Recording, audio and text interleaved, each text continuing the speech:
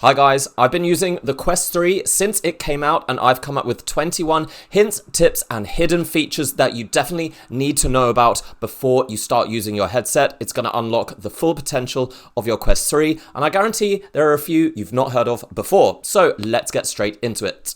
The Quest 3 with the strap that it comes with is actually pretty uncomfortable. It's not ideal and I think most people are going to end up buying an alternate premium or third-party strap because this just doesn't really do a very good job. Having said that, there is a way to maximize the comfort even when using the strap that the headset comes with. The best way I've found to put on the Quest 3 is to position the front of the headset on your face with one hand, positioning it correctly in front of your eyes so that the screen isn't blurred. Now extend the head strap over your head and make the adjustments until the headset sits securely, and when you let go it doesn't move. The second tip focused on comfort is something that I think people tend to miss out on. There are two buttons on the inside of the headset. Next to the speakers, pressing these in and sliding the back plastic part of the headset allows you to adjust how far it sticks out on both sides. This is to accommodate yet more face types and allow for more personal comfort. Next up is to set your IPD. The IPD refers to the distance between these two lenses and it is adjusted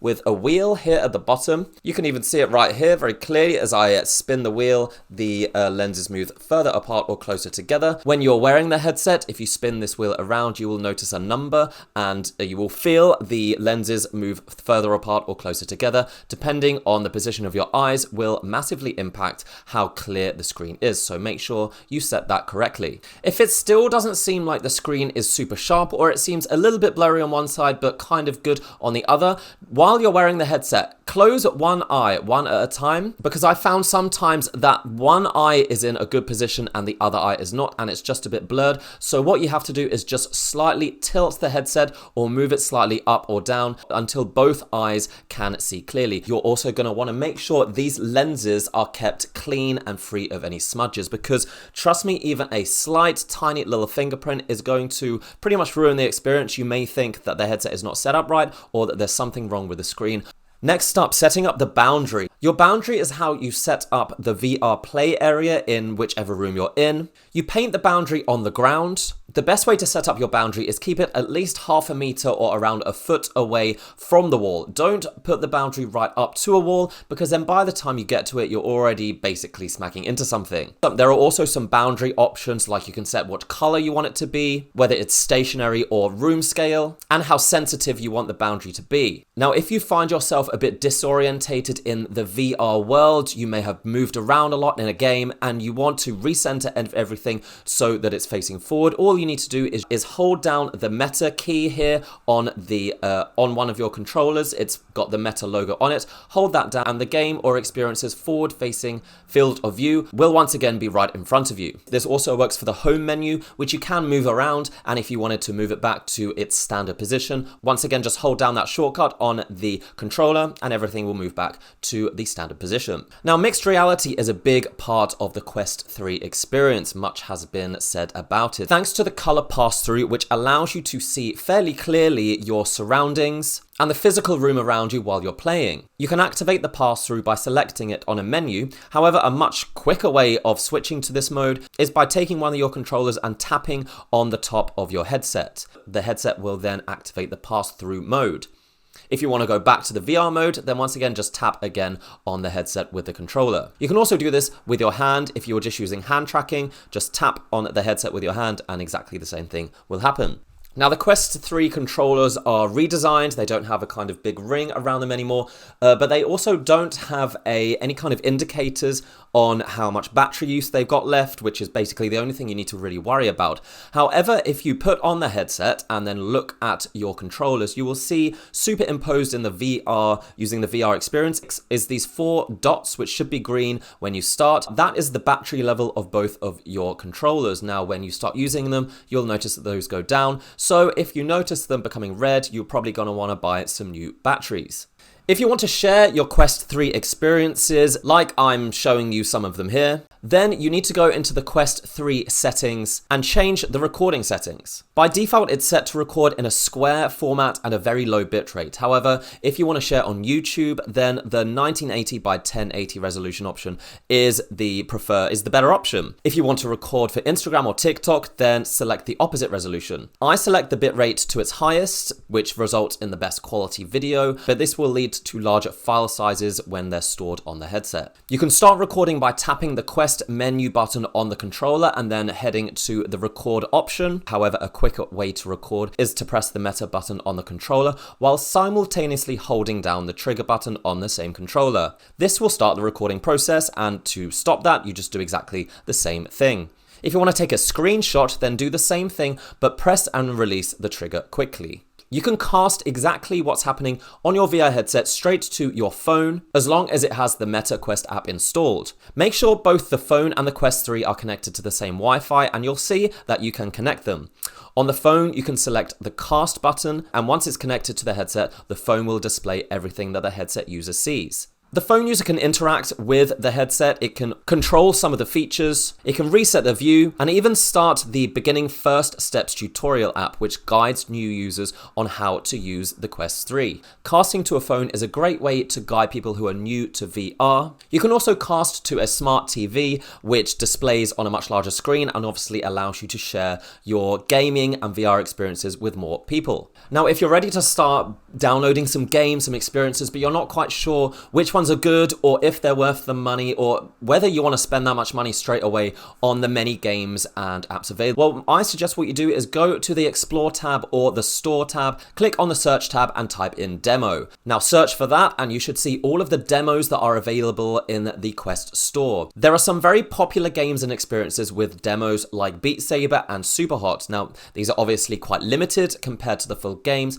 but they give you a pretty good taste of some of the best VR experiences, and they are not time limited. You can download these and play them over and over again. There are other games with some time limited free trials, but usually they're limited to like 10, 15, maximum 20 minutes, and I really don't think this is long enough for someone to decide whether to invest in a full VR game. Now, having said that, here are some of my recommended experiences and apps for you to download, and these are all free. The first three are actually all from Meta, and they are designed to be demos for various aspects of VR experiences. The first one is called First Steps. Now, this guides you through how VR headsets work, how the Meta Quest works, what you can do, how the controllers work, all of the buttons, and it's a really good first way of basically learning how to interact with things in VR worlds. The second is First Hand. Hand tracking is now quite a big part of the Quest experience, so you don't necessarily need to use controllers, and this is a kind of little game, little tutorial of how to use the hand tracking feature. And the third, and probably most impressive,